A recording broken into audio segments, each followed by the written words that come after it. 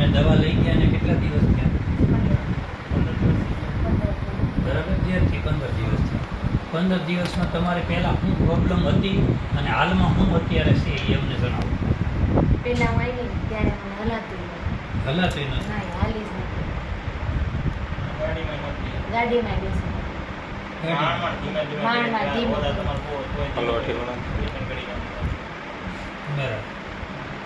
હવે અત્યારે તો હું કામે કરી શકું છું, ત્યારે કામે ન કરી શકતી, સૂતી જ રહેતી.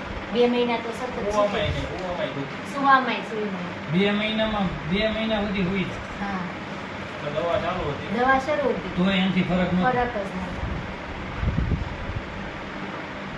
અહીંયાથી પછી આગળ હું આગળ કહેતા પલાઠી પરોઠી તો વાળી જ નહોતી શકતી. પરોઠી વાળું તરતમાં લાંબો પણ હવે નથી કરવો. નહીં, અત્યારે નથી કરવો. તો આ જે પોઈન્ટ બાંધીએ આપણે, તકલીફ પડે ઘડી, એ આખી નસને ખોલે.